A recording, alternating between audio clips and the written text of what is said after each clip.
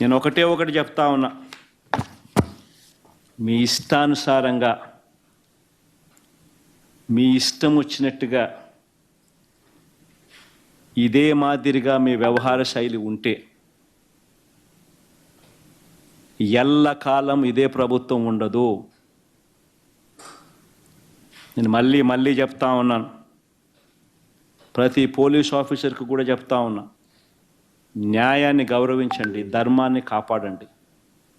అంతేగాని ఈ మాదిరిగా వన్ సైడెడ్గా ఇల్లీగల్గా తప్పు చేస్తున్నారని తెలిసి కూడా తప్పు చేసే కార్యక్రమం మీరు చేస్తే మాత్రం మేము చూస్తూ ఊరుకోము అని మాత్రం ఖచ్చితంగా చెప్తా ఉన్నాం. ప్రతి పోలీస్ ఆఫీసర్ మీద కూడా ప్రైవేట్ కంప్లైంట్స్ ఫైల్ చేస్తాం. ప్రతి పోలీస్ ఆఫీసర్ మీద ఎవరైతే తప్పులు చేస్తూ ఉన్నారో private complaints will be launched. ప్రతి బాధితుడు ప్రైవేట్ కంప్లైంట్ ఫైల్ చేస్తారు. వాళ్ళ తరపున అవసరమైతే లీగల్ ఎయిడ్ అఫీషియల్గా వైఎస్ఆర్సీపీ దగ్గరుండి ఇచ్చి కూడా సపోర్ట్ చేస్తుంది. అదొకటే కాదు, ఎల్లకాలం వీళ్ళ ప్రభుత్వం ఉండదు.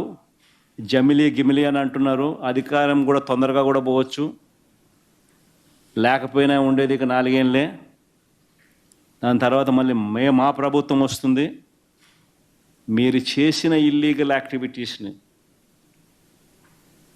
దగ్గరుండి బయటకు తీస్తాం.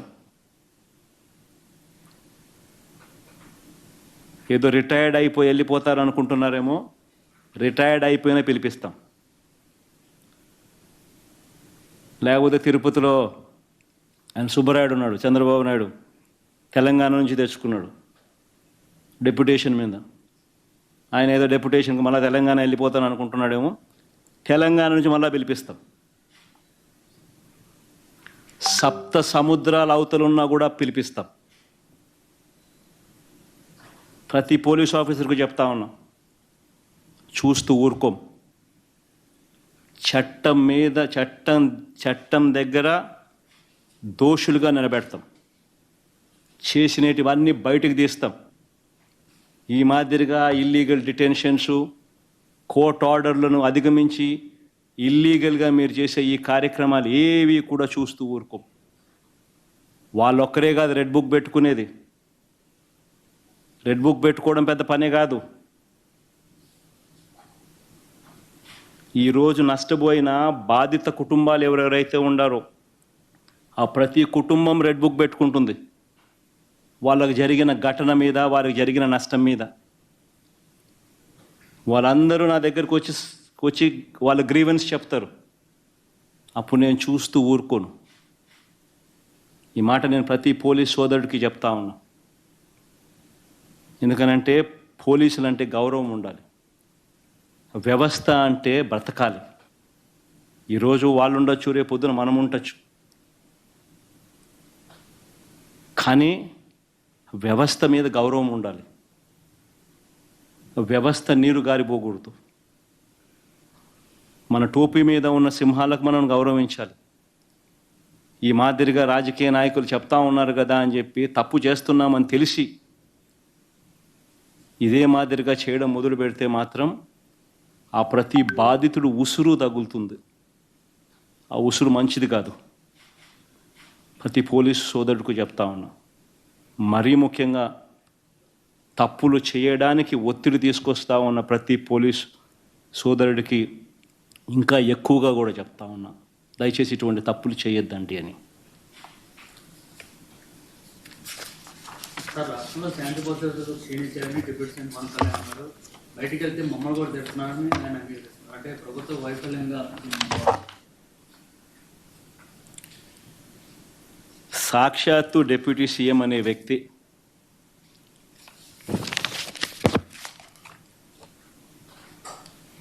లా అండ్ ఆర్డర్ ఈ స్థాయిలో దిగజారిపోయింది అని చెప్పి నోరు మెదిపాడు అని అంటే, నోట్లో నుంచి మాటలు వచ్చాయనంటే ఆశ్చర్యం కలిగించే ఘటన. మాట్లాడతాడు కానీ ఒక దళిత హోమ్ మినిస్టర్ మీదకి మాత్రమే ఆపేస్తాడు. అసలు లా అండ్ ఆర్డర్ అనేది ఎవరి సబ్జెక్టు? డైరెక్ట్గా ముఖ్యమంత్రి సబ్జెక్ట్ కాదా law and order? Law and order fail అయితే ప్రశ్నించాల్సిందని ఎవరిని? చంద్రబాబు నాయుడు కాదా ప్రశ్నించాల్సింది? చంద్రబాబును ప్రశ్నించే ధైర్యం లేదు. పాపం ఏమైతే దళితురాలు అమ్మాయి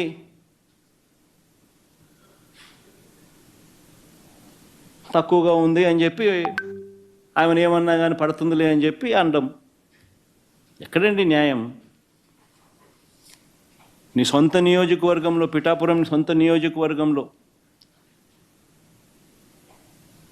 తెలుగుదేశం పార్టీ నాయకుడు, కౌన్సిలర్ మొగుడు, కౌన్సిలర్ భర్త ఒక దళిత మహిళను తీసుకొని వెళ్ళి ఆటోలో డంప్ యార్డ్లో అత్యాచారం చేస్తే నువ్వు డిప్యూటీ సీఎంగా ఉండి ఏం చేసినావు? నీ సొంత నియోజకవర్గంలో జరిగిన ఘటన.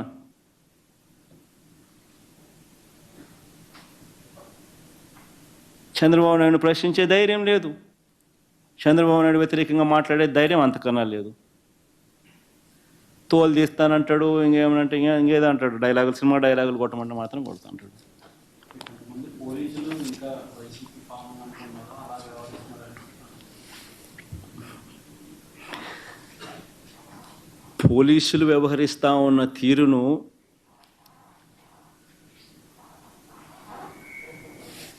న్యాయం, ధర్మం అనే పిల్లర్స్ మధ్య పోలీసులు వ్యవహరించాలి. అన్ఫార్చునేట్గా కొంతమంది పోలీసులు బాగా పనిచేస్తూ ఉంటే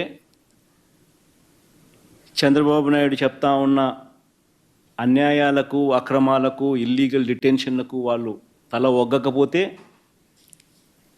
వాళ్ళు బాగా చేయడం లేదు అని చెప్పి వాళ్ళ మీద బ్రాండింగ్ చేస్తారు. అదే వీళ్ళ ఇల్లీగల్ డిటెన్షన్స్, వీళ్ళు చెప్పినటివన్నీ తప్పుడు కేసులు, ఇవన్నీ పెట్టే కార్యక్రమం చేస్తే మాత్రం వాళ్ళు పోలీసులు బాగా పనిచేస్తూ ఉన్నారని చెప్పి కితాబిచ్చుకుంటారు.